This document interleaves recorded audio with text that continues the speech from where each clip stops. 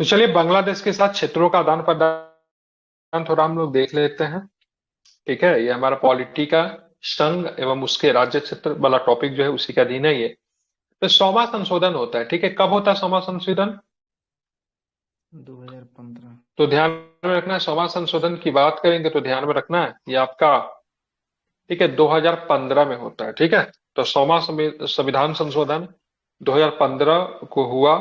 और इसलिए इसको अधिनियम करने की आवश्यकता क्यों हुई? ठीक है, तो इसको इसलिए अधिनियमित किया गया कि भारत द्वारा कुछ भूभाग का अधिग्रहण किया जाएगा, जबकि कुछ अन्य भूभाग को बांग्लादेश को हस्तांतरित कर दिया जाएगा। मतलब समझ रहे, कुछ भूभाग भारत ले रहा है और कुछ भूभाग भारत दे रहा है। ठीक है, मतलब यहाँ पे क्या हो रही है, अदला बदली हो रही है। ठीक है, ध्यान में रखना। तो 100वां संविधान संशोधन का संबंध क्या है? बांग्लादेश के साथ क्षेत्रों का मतलब क्या करना है, आदान प्रदान करना है। केवल हम दे नहीं रहे, हम उससे ले भी रहे हैं। ठीक है, कब हुआ 100वां संविधान संशोधन? तो 2015। 2015 में हुआ था। ठीक है, बिल्कुल। उस समझौते के तहत जो भारत और बांग्लादेश के सरकारों के बीच, ठीक है, सरकारों के बीच मतलब होता है, तो इस लेन देन में भारत ने 111 विदेशी अंत क्षेत्र जिसको इनक्लेव को बांग्लादेश को हस्तांतरित कर दिया। भारत ने कितने इनक्लेव दिए? तो वन 11। One one. ठीक है, 111 विदेशी अंत क्षेत्र जो थे भारत ने बांग्लादेश को दिए, जबकि बांग्लादेश ने हमें कितने दिए? तो 51। बांग्लादेश ने हमें 51 ही दिए। ठीक है, तो भारत ने 111 दिए, बांग्लादेश ने कितने दिए हमें? तो 51 दिए। ठीक है, इंपॉर्टेंट है, ध्यान में रखना है। इसके साथ ही इस लेन देन से प्रतिकूल दखलों का हस्तांतरण तथा 6.1 किलोमीटर और सीमांकित सीमाई क्षेत्र का सीमांकन भी शामिल था। ठीक है, मतलब इसके अलावा 6.1 किलोमीटर ये असीमांकित क्षेत्र थी। ठीक है, मतलब इसका सीमा का वो नहीं हुआ था किसके अधीन है, इसका भी सीमांकन किया गया।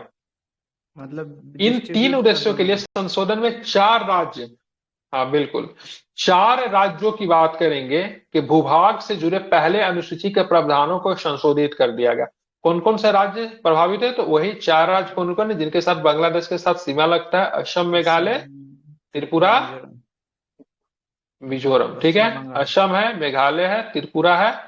ठीक है, मिजोरम इसमें नहीं शामिल था। इसमें असम, मेघालय, त्रिपुरा, मिजोरम, पश्चिम बंगाल तो बांग्लादेश के साथ सीमा लगाने वाले हैं ना, तो इसमें मिजोरम नहीं शामिल था। ठीक है, तो कौन कौन से 4 राज्य था जिनके भूभाग से जुड़े पहली अनुसूची के प्रावधानों में संशोधित किया गया?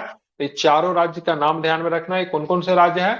तो असम है, असम, मेघालय, पश्चिम बंगाल है, त्रिपुरा, ठीक है, पश्चिम मेघालय है, बंगाल। त्रिपुरा, ये चारों राज्य जो है, ठीक है, ये बांग्लादेश के साथ सीमा बनाते हैं। इसमें एक मिजोरम भी शामिल है, लेकिन मिजोरम यहाँ पे नहीं था। ठीक है, क्या क्या किया गया इसमें तो जरा देखते हैं यहाँ पे। ठीक है, तो भारत और बांग्लादेश के लगभग 4096.7, इसी डाटा को सही मानिएगा, लक्ष्मीकांत में दिया हुआ है। ठीक है, 6 नहीं है, 7 है, यहाँ पर भी दे दिया है, कहीं के पीछे भी दिया हुआ है। ठीक है, तो भूभाग की बात करेंगे तो भारत और बांग्लादेश के बीच में लगभग 4096.7 किलोमीटर लंबी साझी जमीनी सीमा है। भारत पूर्वी पाकिस्तान जमीनी सीमा का निर्धारण कब हुआ था? तो 1947 में हुआ था, जब भारत और पाकिस्तान नामक 2 राज्य बने थे। ठीक है, लेकिन डेट टाइम की बात करेंगे, बांग्लादेश किसका हिस्सा था? पाकिस्तान का हिस्सा था। तो रेडक्लिफ अवार्ड के अनुसार ही मतलब बना था। विवाद रेडक्लिफ अवार्ड के कुछ प्रावधानों को लेकर हुआ, जिसका समाधान 1950 के बग्गे अवार्ड के अनुसार किया गया। ठीक है, तो बग्गे अनुवाद, बग्गे अवार्ड और रेड क्लिफ दोनों का संबंध जो है ध्यान में रखिएगा भारत पाकिस्तान से है। ठीक है, पुनः एक कोशिश इन विवादों के समाधान के लिए 1958 में नेहरू और नून समझौते के अधीन की गई। हालांकि बेरुवारी यूनियन की विभाजन को सर्वोच्च न्यायालय में चुनौती दी गई, ध्यान में रखना, जिसके बाद मामला रुक गया। ठीक है, तो सबसे पहली बार कोशिश क्या होती है सीमा विवाद को निपटाने के लिए? 1950 में बग्गे अवार्ड, लेकिन फिर उससे बात नहीं बनती है। तो 1958 में नेहरू नून समझौता के तहत इस विवाद को निपटाने की कोशिश की गई, लेकिन बात नहीं बनती है। ठीक है, रीजन क्या होता है? क्योंकि क्या होता है, कोर्ट केस हो जाता है, बेरुबारी यूनियन, ध्यान में रखना, विभाजन को सर्वोच्च न्यायालय में चुनौती दी गई। सर्वोच्च न्यायालय पाकिस्तान के निर्णय प्रधानमंत्री सर्वोच्च ने। न्यायालय निर्णय के अनुपालन में संविधान में कौन सा, हाँ ध्यान रखना, कौन सा संविधान संशोधन किया? ठीक है, 9वां नौवां। संविधान संशोधन कब हुआ? 1960 में पारित किया गया, ठीक है। तो ये जो बेरुआरी संघ का जो मामला जो है, बेरुआरी यूनियन का मामला है, ये भी आपका 1960 का मामला है, ठीक है। लगातार मुकदमेबाजी तथा अन्य राजनीतिक घटनाक्रमों के चलते यह अधिनियम अधिसूचित नहीं हो सका। भूतपूर्व पूर्वी पाकिस्तान वर्तमान बांग्लादेश को भूभागों के लेकर था, ठीक है। तो ध्यान में रखना है, ये बेरुवारी संघ का मामला जो था, ये पूर्वी पाकिस्तान को लेकर था, जिसको वर्तमान में बांग्लादेश को नाम से हम लोग जानते हैं। इसके लिए कौन सा संशोधन किया गया था? 9वां नौवां संशोधन किया गया संशोधन। था। लेकिन राजनीतिक मामलों की वजह से ये बात नहीं बन पाती है, क्योंकि इसमें था भारत की भूमि को बांग्लादेश को देना, ठीक है, जो कि डेट टाइम का पाकिस्तान था, जिसके लेकर राजनीतिक गलियारों में कोई भी लोग इसके लिए तैयार नहीं था, ठीक है। बात फिर आगे आती है, फिर साल आता है 1974 का। साल था 16 मई 1974। भारत बांग्लादेश की जमीनी सीमा का सीमांकन एवं संबंधित मामलों के लिए दोनों देशों के साथ एक समझौता हुआ है, ठीक है, क्योंकि अब बांग्लादेश एक स्वतंत्र राज्य बन जाएगा, ठीक है। कब बांग्लादेश आजाद हो गया पाकिस्तान से? 1971 में, 71। ठीक है। तो अब यहाँ पे बांग्लादेश अब क्या हो चुका है? स्वतंत्र हो चुका है, ठीक है। तो 16 मई 1974 को भारत बांग्लादेश की जमीनी सीमा के सीमांकन के एवं संबंधित मामलों के लिए दोनों देशों के साथ एक समझौता हुआ, ताकि जटिल मुद्दे को हल किया जा सके। इस समझौते इस समझौते की भी अभी पुष्टि नहीं की जा सकती, क्योंकि जमीन हस्तांतरण का मामला था। इसके लिए संविधान संशोधन की जरूरत थी, क्योंकि भारतीय भूमि को आप किसी को ऐसे दे नहीं सकते हैं, ठीक है। इस संबंध में जमीन पर उस क्षेत्र विशेष को चिन्हित करने की जरूरत थी, जिसे हस्तांतरित किया जाना था। इसके पश्चात असीमांकित जमीनी सीमा, प्रतिकूल कब्जे वाले भूभाग तथा अंतर क्षेत्रों के आदान प्रदान को विकसित करके 6 दिसंबर 2011 को एक प्रोटोकॉल पर दस्तखत करके इस मुद्दे को हल करने का प्रयास किया गया 2011 के, क्योंकि अब जमीन की पहचान कर ली गई, इसी कौन सा जमीन बांग्लादेश को देना है और कौन सा जमीन भारत के पक्ष में आएगा, ठीक है। तो इसके लिए 6 सितंबर 2011 के प्रोटोकॉल पर दस्तखत करके इस मुद्दे का हल करने का प्रयास किया गया, जो कि भारत बांग्लादेश के बीच में जमीनी सीमा समझौता 1974 का यह अभिन्न था। 1974 में आफ्टर द बांग्लादेश इंडिपेंडेंस, मतलब ये चीजें चली आ रही थी, उसी के आधार पे 6 सितंबर 2011 को एक प्रोटोकॉल पे साइन किया गया। इस प्रोटोकॉल में क्या था? तो इस प्रोटोकॉल में वही 4 राज्य असम, मेघालय, त्रिपुरा और पश्चिमी बंगाल द्वारा सरकारों के सहयोग एवं सहमति से तैयार किया गया, ठीक है। हालांकि इन राज्यों की सरकार की भी सहमति ली गई थी। कौन कौन से राज्य है? तो 4 राज्य, कौन कौन से? असम, मेघालय, त्रिपुरा एवं पश्चिम बंगाल, ठीक है। ध्यान में इसको रखना है। हाँ, क्या किया गया? तो ये चीजें हो गई, ठीक है। तो यहाँ पे आपको सारी चीजें आपको समझ में आ गया ना। बग्गे अवार्ड का संबंध किससे है? तो भारत और बांग्लादेश का, फिर पूर्वी भारत पाकिस्तान डेट बांग्ला। टाइम पे कह लीजिएगा, ठीक है। उसके बाद कब पहला संशोधन करने का प्रयास कब किया गया था? कब किया गया था पहला? इसके लेकर मामला कब उठी थी? 1950 में उठी थी। 1947 में। फिर नेहरू नीम समझौता का हुआ 1958 में हुआ, 1958। ठीक है। 9वां संशोधन का संबंध किससे है? तो भारत और बेरोबार। बांग्लादेश का भूमि हस्तांतरण से है, ठीक है। 1960 में क्या हुआ? तो बेरुबारी संघ का मामला जो था सुप्रीम कोर्ट में गया, ठीक है। 1974 में क्या हुआ? फिर से मतलब भारत बांग्लादेश की जमीनी सीमा के सीमांकन से संबंधित मामलों के लिए दोनों देशों के बीच में एक समझौता होता है, ठीक है। और इसी के आधार पर प्रोटोकॉल पे साइन कब किया गया?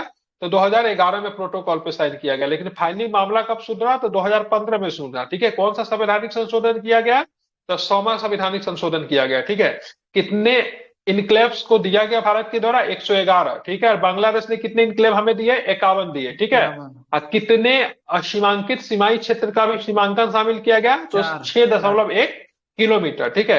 किस किस राज्य के भूभाग से जुड़े पहली अनुसूची के प्रावधानों में संशोधित किया गया? तो असम, पश्चिम बंगाल, मेघालय एवं त्रिपुरा। कौन सा नहीं शामिल है? तो मिजोरम नहीं शामिल है, ठीक है। अब यहाँ पे देखेंगे, जब आजाद हुआ तो वहां पे बहुत ये सारे कुछ देसी राज्य थे, और देसी रियासत जो चाहते थे, स्वतंत्र रहना चाहते थे, इसको लेकर मतलब क्या किया गया? तो यहाँ पे आप देखोगे, क्या था बताइए। बोल रहे हैं सर, जैसे बैरूबाद हुआ ना, क्या कहते हैं, ये सुप्रीम कोर्ट में केस गया 1960 में, तो फिर उसका रिजल्ट क्या आया कि मतलब हम्म भारत अगर मान लीजिए विदेश से कोई राज प्राप्त करना चाहता है तो प्राप्त कर सकता है। नहीं, नहीं दे सकता, नहीं दे सकता है, ठीक है। भारत अपने भूमि को किसी अन्य देश को नहीं दे सकता है, ठीक है, इसीलिए रोक लगा ले दिया गया। सकता है। तो फिर 9वां संशोधन किया गया। ले सकता, लेकिन उसके लिए भी डायरेक्ट ले नहीं सकता, उसके लिए संवैधानिक संशोधन का प्रावधान होता है, ठीक है, क्योंकि बहुत सारी चीजें निकल कर आती है। अगर भूमि आप लोगे तो अपने टेरिटरी में उसको शामिल करोगे, उसके बाद वहां मतलब के लोगों को विशेष नागरिकता बहुमत के दोगे, लिए तो होना बहुत सारा चाहिए। संवैधानिक संशोधन करना पड़ता है। ऐसा नहीं कि संवैधानिक संशोधन होता है, ठीक है, और ये क्या बोलते हैं, भूमि को लेन देन के लिए, ठीक है, हम्म, 368 के तहत संशोधन नहीं होता, ठीक है। अब हम्म, यहाँ पे देखेंगे देशी रियासतों का एकीकरण किया गया, ठीक है, क्योंकि भारत में बहुत सारे देशी रियासत थे, उन सारे को जोड़कर एक देश बनाना था, एक राज्य बनाना था। तो इसके लिए दो तीन व्यक्ति ने काफी अधिक प्रयत्न किया। एक हमारे सरदार पटेल साहब, एक उनके ही सेक्रेटरीट रहे थे बीपी मेमन साहब, एक जो थे लॉर्ड माउंटबेटन, ठीक है। आजादी के समय भारत में राजनीतिक इकाइयों की दो श्रेणियां थी। एक जो था ब्रिटिश प्रांत। एक ब्रिटिश प्रांत क्या होता था, जिसमें ब्रिटिश सरकार के शासन के अधीन था, जो उसको ब्रिटिश प्रांत बोलते थे। और दूसरा जो था देसी रियासत। देसी रियासत की बात करें, राजा के शासन के अधीन, लेकिन ब्रिटिश राजशाही से संबंध था।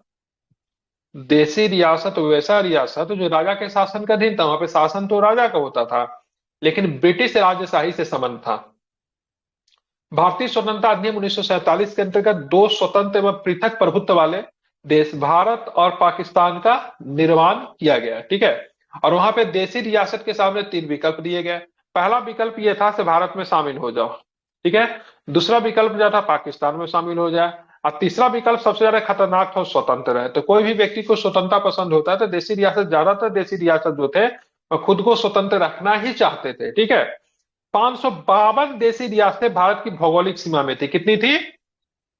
552 थी, ठीक है। उसमें से 549 जो थी शामिल तो हो गई चुपचाप, थोड़ा धमकाया वगैरह गया, लेकिन शामिल हो गई। तीन को जो था अरियल जीत पे अड़ा हुआ था। एक जो था हैदराबाद, जो कि बोलता था हम स्वतंत्र रहेंगे। जूनागढ़ बोलता था हम पाकिस्तान में जाएंगे। और कश्मीर बोलता था भाई साहब हम किधर भी नहीं जाने वाले, ठीक है, हम अपना एक स्वतंत्र देश बनाएंगे, ठीक है। इन सारों को लेकर विवाद होता है, ठीक है। कितने थे? हैदराबाद, जूनागढ़ और कश्मीर, ठीक है। अच्छा, ये तीन जो थे अपने आप को स्वतंत्र रखते थे, या फिर जूनागढ़ का थोड़ा मानसा पाकिस्तान में मिलना वगैरह था। ये तीन को आपको ध्यान में रखना है। भारत में शामिल होने से इन्होंने क्या किया? इनकार इनकार कर कर दिया। दिया। हालांकि बाद में इनको भारत में मिला लिया गया, ठीक है। हैदराबाद के ऊपर पुलिस कार्रवाई किया गया, ठीक है, ध्यान रखें। हैदराबाद को किस कौन से कार्रवाई से मिला गया?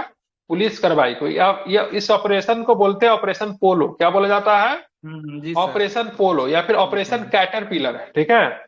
एक होता है ऑपरेशन पोलो, होता है, ध्यान में रखना है। एक होता है ऑपरेशन कैटरपिलर।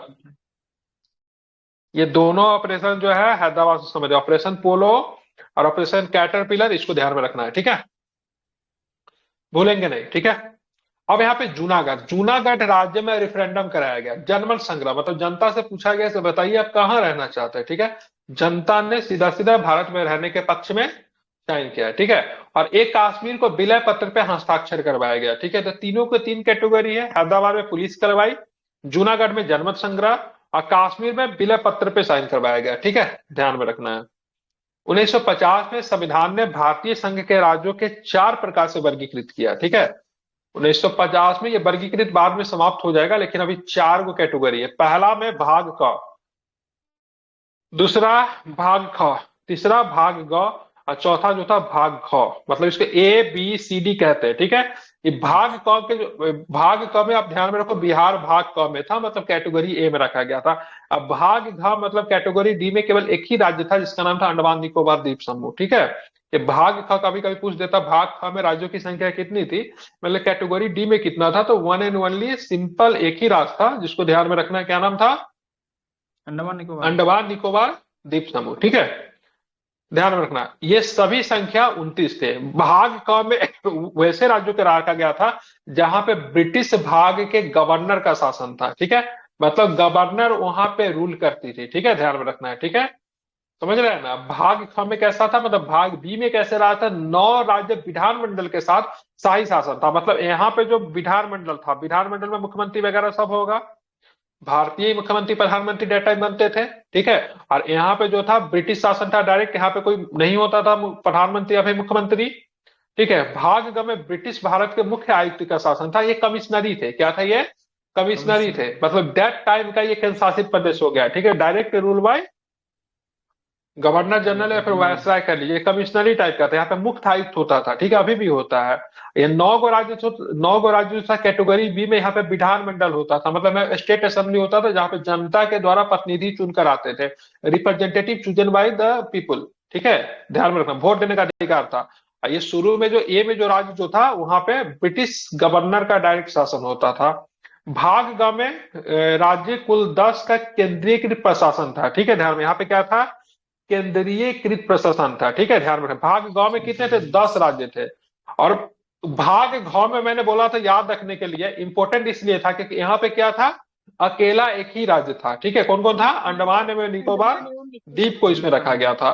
तो कितने कैटेगरी बनाए गए थे, कितने कैटेगरी बनाए गए थे, 4, A B C D। D category में क्या, सिंपल, 5 हम पढ़ा रहे हैं, कहाँ 5 पढ़ाए हम, 4 4 4। अंडमान निकोबार द्वीप समूह जो था अकेले था, ठीक है। भाग ग सी में कितने थे, 10 थे, ठीक है।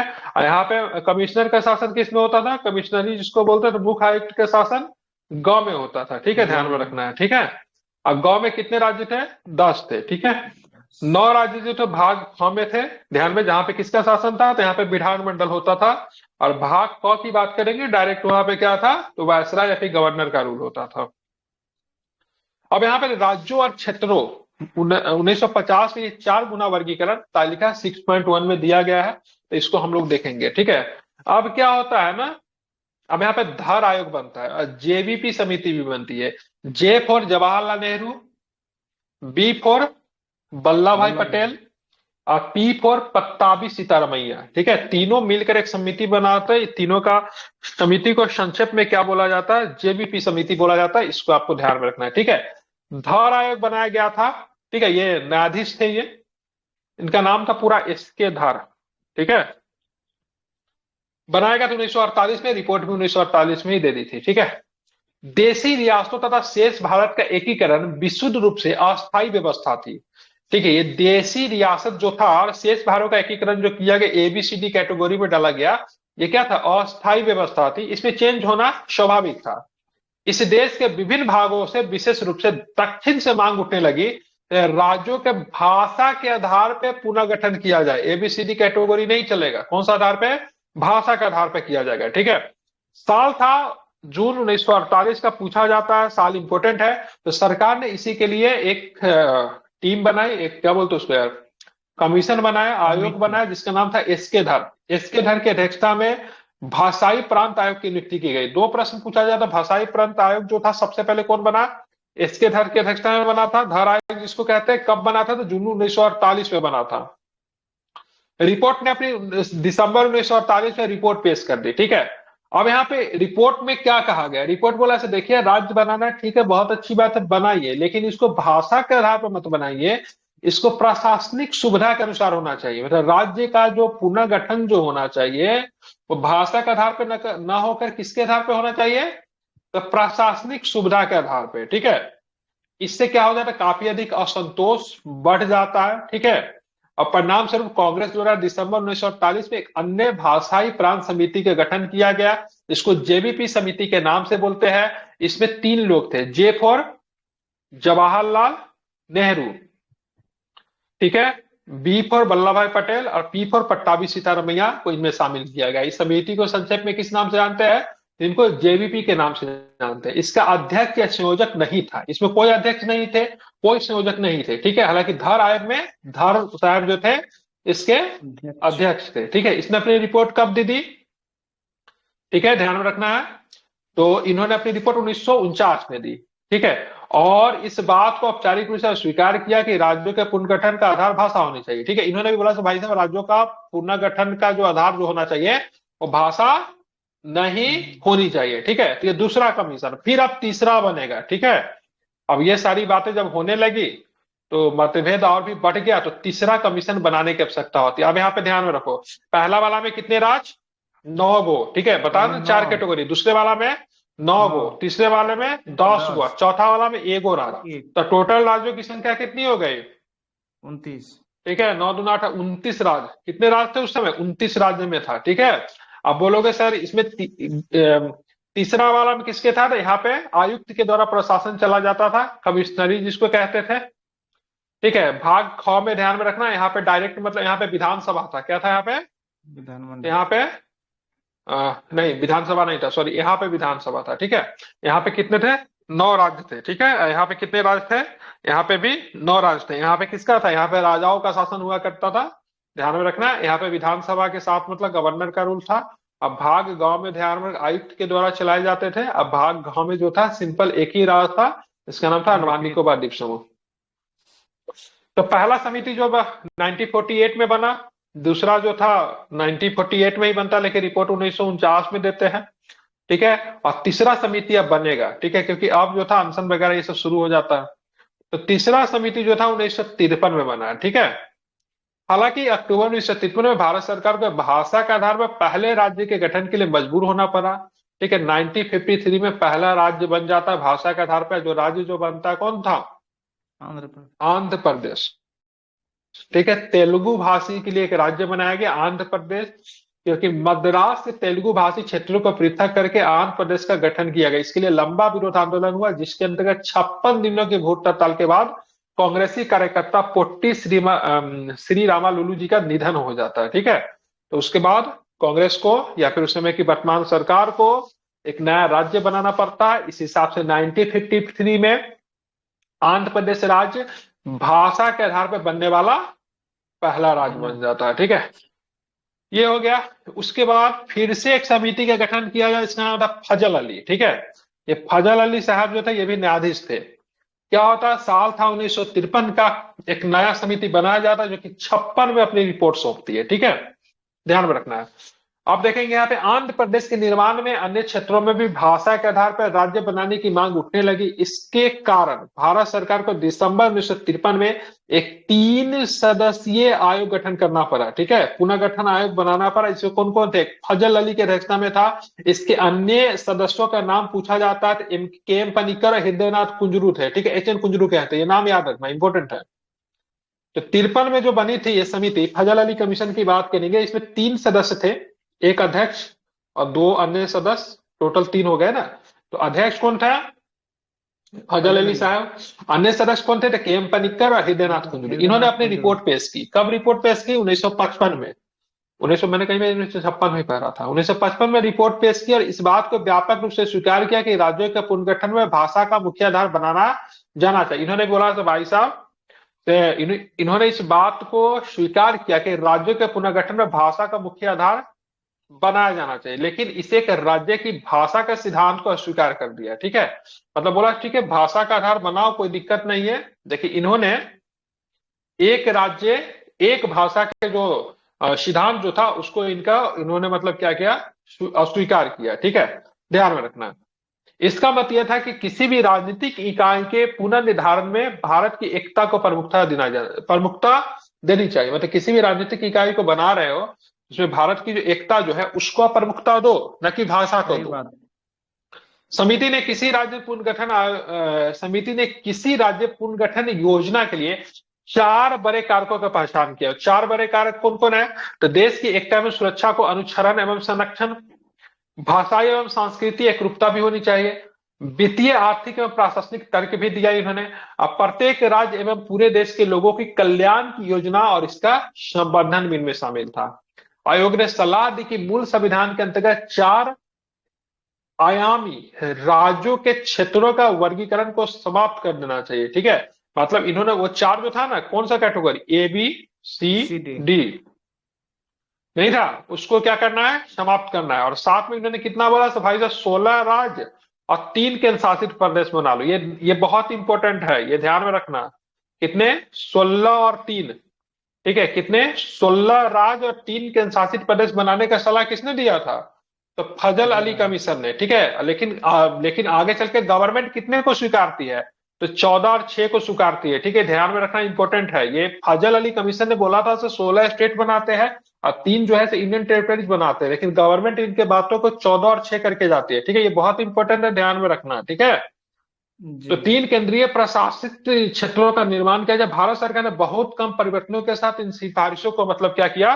स्वीकार लिया। ठीक है। और कितने केंद्र शासित प्रदेश बनाए?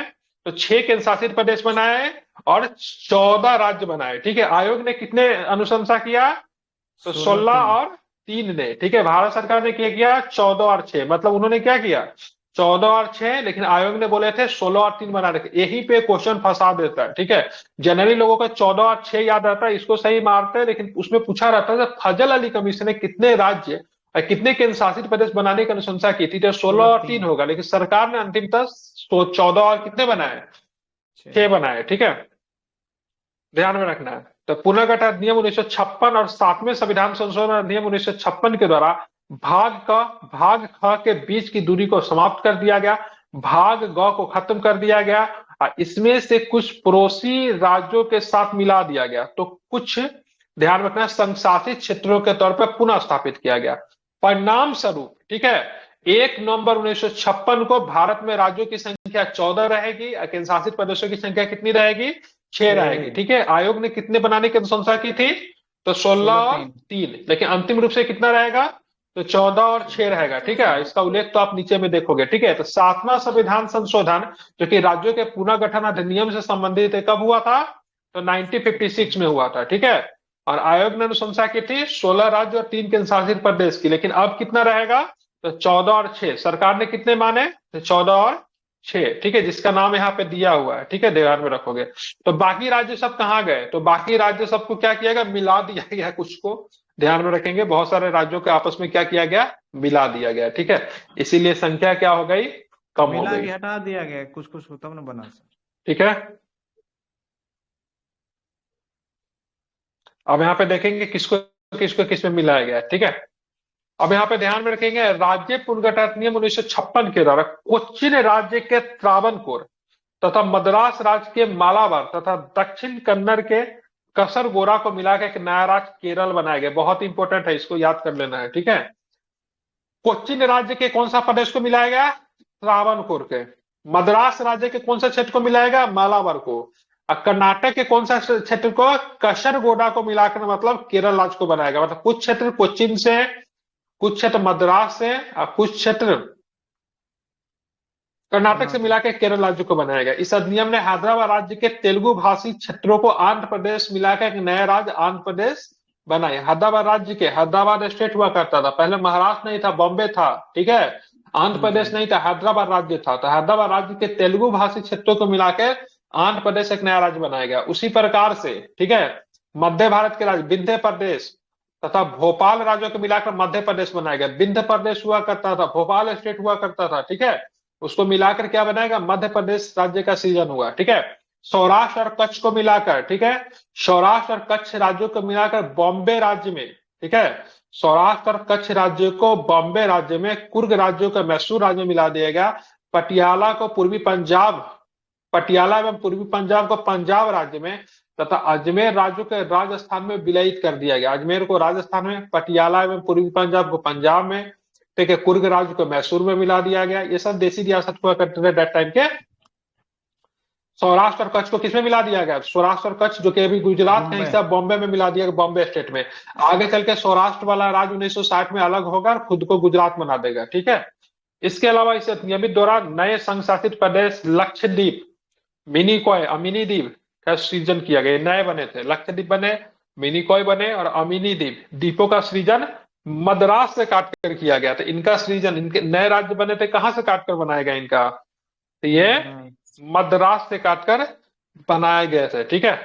कल के क्लास में हम लोग पढ़ेंगे 1956 के बाद बनाए गए नए राज्य, इसमें से महाराष्ट्र, गुजरात वगैरह, हिमाचल वगैरह, दादरा नगर हवेली वगैरह सब इसमें आ जाएगा, ठीक है। और यहाँ से प्रीलिम्स के अच्छे खासे प्रश्न पूछे जाते हैं। तो कल के क्लास में, ठीक है, 1956 के बाद जो राज्य बनाए गए उस पर हम लोग विशेष चर्चा करेंगे, ठीक है।